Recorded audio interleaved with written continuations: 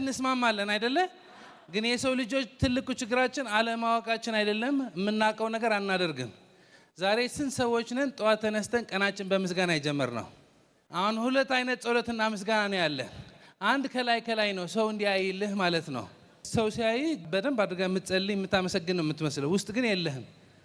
እሺ ጠዋት ተነስተን ቀናችን በምስጋና ስንጀምረው ምን ነው የምንሆነው? እኛ ሰላም እንሆናለን። አሁን የመጀመሪያ ቁልፍ ይሄ ነው። ጠዋት ተነስተን በአፍንጫችን ትንፋሽ ካለ ምን እናደርጋለን? እናመሰግናለን። አሁን አብዛኛው ሰው መንግስት አልረዳኝም፣ እንደዚህ እርዳታ አልተደረገልኝም፣ ያ ወረኛ ሰውዬ መጮህ የሚጀምረው አማራሪ ከሆንን ነው። ዋነኛው ቁልፍ ምንድን ነው? አመስጋኝ ስንሆን ነው። አመስጋኝ ስንሆን ሲባል ግን አንድ ሰው እዚህ ዳዊት እኔ ምን ይዤ ላመስግን? አንተ ከፈለክ አመስግን፣ እኔ ምን ላመስግን? ለእኔ እኮ መንግስት ቦታ አልሰጠኝም፣ አባቴ እኮ ባለሀብት አይደለም፣ እናቴ አትረዳኝም፣ ጓደኞች እንትን አያድርጉኝ፣ እኔ ምበላውም አጥቻለሁ፣ ምን ይዤ ነው ማመሰግነው? ምን ይዘን ማመስገን እንችላለን? መጀመሪያ ማመስገን ያለብን በአፍንጫችን ትንፋሽ ካለ። እሺ እቺ ትንፋሽ ከሌለች እኮ ቦታ ቢሰጥ ምን ይሰራልሃል? እስከ ባጠገባቸው ያለ ሰውየው በአፍንጫ ትንፋሽ አለ ወይ በሉት።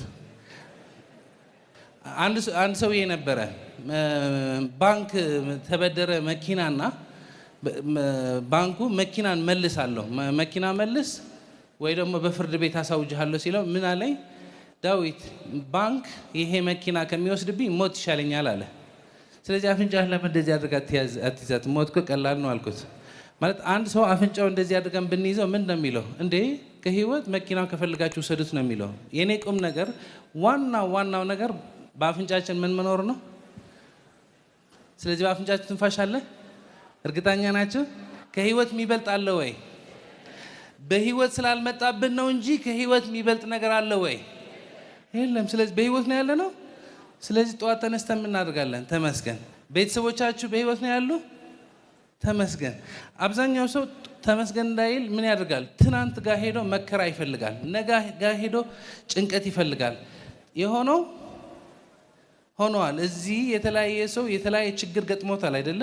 የተለያየ ሰው የተለያየ ፈተና ገጥሞታል። አንዳንድ ሰው ችግሩ ማውራት ይፈልጋል። ዳዊት 5 ደቂቃ ስጠኝ፣ 2 ደቂቃ ብቻ ስጠኝ፣ ችግሬ ልንገርህና እንድታግዘኝ ይላል። 2 ዓመት ሙሉ የተፈተንከው ፈተና ለእኔ በ2 ደቂቃ አታስረዳኝም። ማንምም አይረዳህም። እኔ በጣም ያቆምኩት ነገር ካለ ምንድን ነው? ችግሬ ለሰው ማንገር ትቻለሁ። ምክንያቱም ማንም አይረዳህም።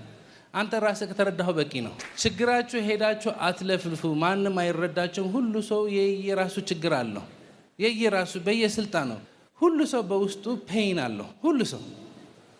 ሁሉ ሰው የራሱ ችግር አልፈታም። እና የራሳቸው ችግር ያልፈቱ ሰዎች ያንተ ችግር አይፈቱልም። መጀመሪያ ችግርህን መፍታት ያለብህ አንተ ነህ። ራስህን ካያረዳህ ማንም አይረዳህም። ግን ከኔ የባሰ የገጠመ ፈተና የለም ማለት እችላለሁ። እኔ ወደ ኢትዮጵያ ስመጣ የሚያቀኝ ሰው አልነበረም። እማቃቸው ስልካቸው ይዤ የመጣሁ 5 ሰዎች ነበሩ። እነሱም በደንብ አድርጎ አያውቁኝም። አማርኛ አልችልም ነበር። የሚረዳኝ ሰው አልነበረም። ከተማውን አላውቀውም፣ አገሪቷን አላውቃትም። ግን ምን ጀመርኩ? ኮምፒውተር መስራት ጀመርኩ። ኮምፒውተር ማጽዳት ጀመርኩ። 300 ብር ነው የሚከፈለኝ ነበረ። 22 ነው የገባሁ። ትላልቅ ህንፃዎች ገብቼ ኮምፒውተር አጸዳለሁ። የሚከፈለው 300 ብር ነው። ግን ባለይሉንታ ነኝ፣ ይሳቀቃለሁ። ሁሌ በነፃ ማገልገል ነው የምወደው። ትልቅ ህንፃ ያለው ሰውዬ ኮምፒውተሩ ሰርቼለት ስንት ነው ሂሳብ ሲለኝ 300 ብር እኮ ነው። ለሱ 300 ብር ከፈለኝ አልከፈለኝ ምንም ጉዳዩ አይደለም። ግን ባለይሉንታ ስለሆንኩ ችግር የለም ሌላ ቀን ትከፍላላችሁ ብዬ እሄዳለሁ። ግን የሚበላ ሰዓት አልነበረኝም። የሚያቀኝ ሰው አልነበረም። አማርኛ አልችልም ነበር። ምንም ነገር አልነበረኝም። ግን ከዛ ተነስቼ ኢንተርኔት ቤት ከፈትኩ። ከዛ ተነስቼ የጥገና ቤት ከፈትኩ፣ ካፌ ከፈትኩ፣ ሬስቶራንት ከፈትኩ። ትላልቅ ስራዎች መስራት ጀመርኩ። ደስ አለኝ። ፈጣሪ ግን ቆይ አንተ ወረኛ ትፈተናለህ አለኝና መንግስት የባቡር መንገድ መስራት ጀመረ። እና መንገድ መስራት ሲጀምር ስንት ጊዜ ነው የሚፈጅባችሁ ይሄ መንገድ መስራት ስላቸው 6 ወር አሉኝ። መንገዶች ባለስልጣን የሄድኩ የተመላለስኩ ጠይቅ 6 ወር አሉኝ። 6 ወር ቆርቆሮ ብቻ ነው የታጠረ እንጂ አልተጀመረም መንገዱ። 6 ወር አላለቀም። 1 ዓመት አላለቀም። 1 ዓመት ተኩል አላለቀም። 2 ዓመት አላለቀም። 3 ዓመት አላለቀም። 3 ዓመት ተኩል አላለቀም። ከሁሉም ሰው ስለተበደርኩ ከ3 ዓመት ተኩል በኋላ 5 ሚሊዮን ገንዘብ ከሰርኩ። ከዛ በፊት ችግሩ ስለማላውቀው የነበረ ማለት ነው ጭንቀት በጭንቀት ብቻ ነበረ የኔ ህይወት። ከዛ ግን አንድ ቀን ካልኩሌት ሳደርግ ስንት ከስር ያለው 5 ሚሊዮን ከስር ያለው የ5 ሚሊዮን ኪሳራ ለኔ በጣም ከባድ ነበረ። ራሴን ማጥፋት አስቤ ነበር። የሆነ ሰዓት ቁጭ ብዬ ራሴን አጠፋለሁ አላልኩም፣ ግን ለራሴ ምን አልኩ? ከ3,000 ተነስቼ እዚህ ደርሻለሁ።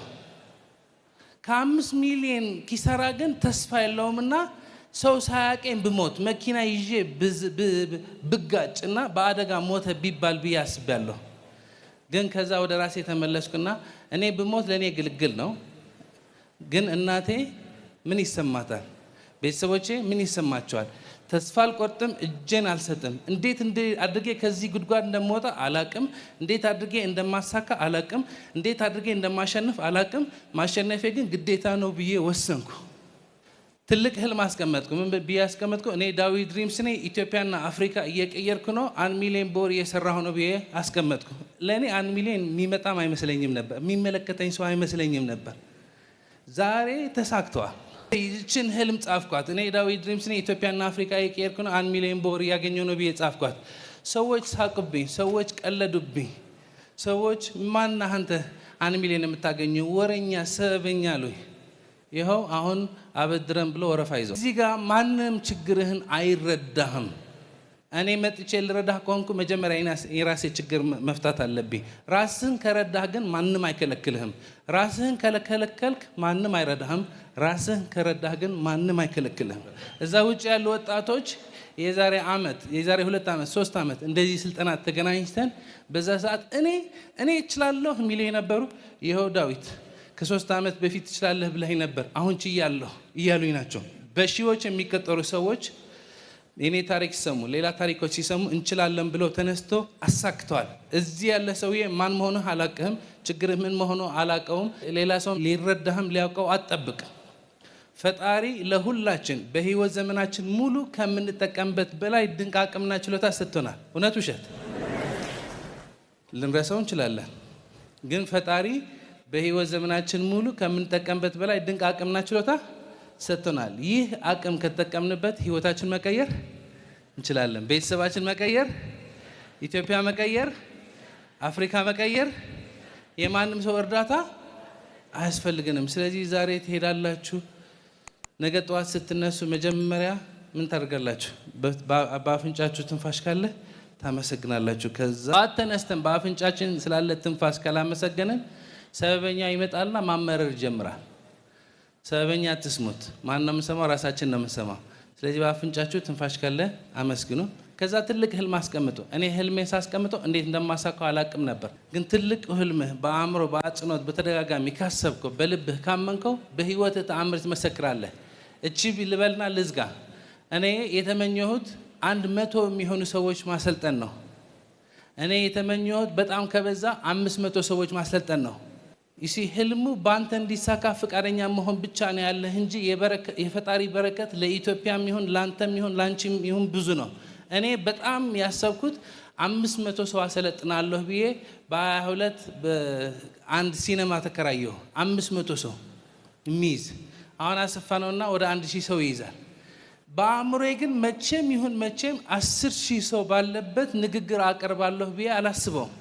ይኸው ሐሜት እንተው፣ አባቴ አልረዳኝም፣ መንግስት አልረዳኝም ምናምን እንተውና ሰከን ብለን ቀናችን በጸሎትና በምስጋና በመጀመር ረጋ ብለን እኔ ምን ላሳካ ብለን ትልቅ ህልም ካለምን ሰዓቱ ሲደርስ የዘራ ነው አይደለም የምናጭለው፣ ከዛ በላይ ነው ያለ ህይወታችን ተአምር ነው የምንመሰክረው። ትንሽ ከወሬ ከሰበር ዜና ቲክቶክ ምናምን መለስ ብላችሁ ወደ ራሳችሁ ከመለሳችሁ ጠንቅቃችሁ ታውቃላችሁ። አቅሙ በውስጣችሁ ነው ያለው። ከቆረጣችሁ ማንም እንደማይመልሳችሁ ታውቃላችሁ አይደለ? ታዲያ ምን ነው የምንጠብቀው? ግን ማድረግ ያለብን ካደረግን፣ መክፈል ያለብን መስዋዕትነት ያለ ምንም ድርድር ከከፈልን የዘራነው ብቻ ሳይሆን የምናጭለው በህይወታችን ተአምር እንመሰክራለን።